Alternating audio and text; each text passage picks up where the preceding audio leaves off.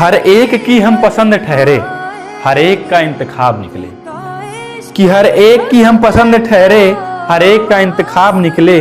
हम ही को अच्छा बताया सबने, हम ही ज्यादा खराब निकले। जा रांझड़ तू भी क्या याद रखेगा, जाहिर ने तेनू छोड़ दिया। तो हेलो वॉरियर्स, कैसे हैं आप लोग? आई होप आप लोग बहुत अच्छे होंगे, स्वस्थ होंगे, मस्त होंगे, एंजॉय कर रहे होंगे और बोर्ड को फोड़ने में लगे होंगे। तो दादू सीधी बात न बकवास, 5 मिनट में पूरा चैप्टर खत्म होता हुआ इससे बाहर, इस चैप्टर से बाहर आपके एग्जाम में अगर एमसीक्यू आ गया तो पढ़ाना बंद कर देंगे, चैनल डिलीट कर देंगे।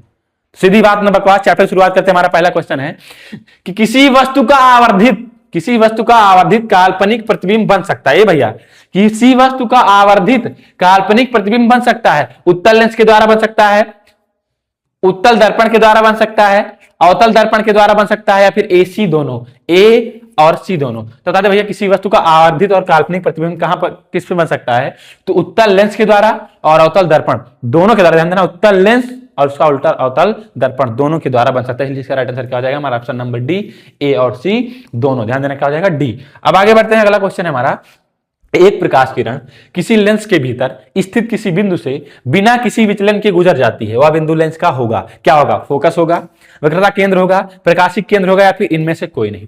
एक प्रकाश से कह रहे हैं किरण किसी लेंस के भीतर स्थित किसी बिंदु से बिना किसी विचलन के, विचलन नहीं हो रहा है, से गुजर जाती है, वह बिंदु लेंस का क्या कहलाता है? क्या होगा? तो बता दें, वह जो बिंदु है उसको बोलते हैं प्रकाशिक बिंदु। ऑप्शन नंबर क्या हो जाएगा? सी हो जाएगा, जहां पर बिना विचलन के गुजर जाती है प्रकाश किरणों से क्या बोलते हैं? प्रकाशिक केंद्र। Option number C. आगे बढ़ते हैं, अगला क्वेश्चन है।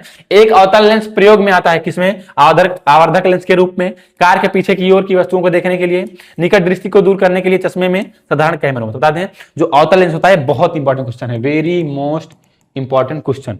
जो अवतल लेंस का प्रयोग किया जाता है कहां पर? तो निकट दृष्टि को दूर करने के लिए। किसको?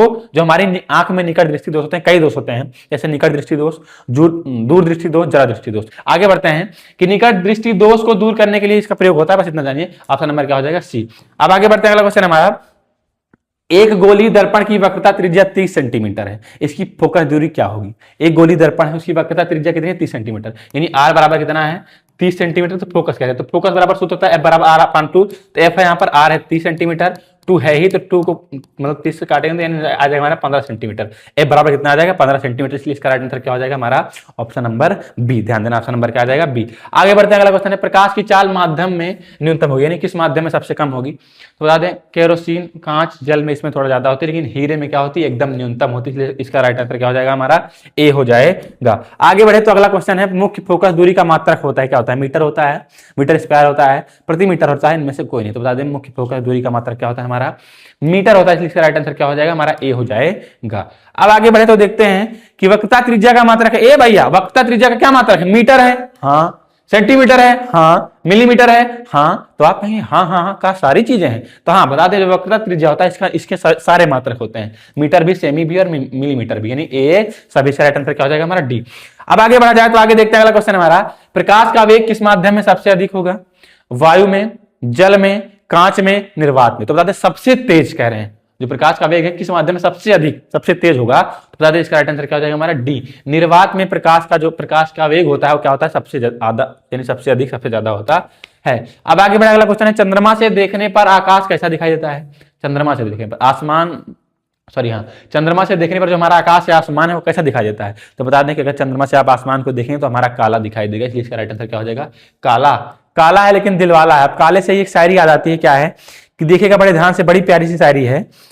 क्या है कि तू सींग मारती गाय सी, आप लोग टैग करिएगा कि तू सींग मारती गाय सी, मैं कोने में दुबका बैल प्रिय, मैं पीपल सा सीधा साधा, कि मैं पीपल सा सीधा साधा और तुम उस पर लटकी चुड़ैल प्रिय। नीचे उत्ते हत्था विच आईनी होवे दोवे पासे कोईनी और रूप तेरा कुप जिना खुरजे।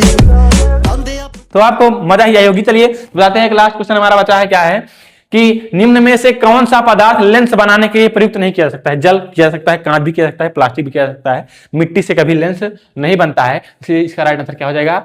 मिट्टी। तो बस इसी के साथ हमारा 5 मिनट में चैप्टर खलास होता है। इसी के साथ अपनी वाणी को विराम देते हैं। छोटों को प्यार दें, बड़ों को सम्मान दें, सीखते रहें, सिखाते रहें, अपना वक्त ऐसे व्यतीत करें कि महिला आपका सुरक्षित और सम्मानित। धन्यवाद। जय हिंद, जय भारत, लव यू।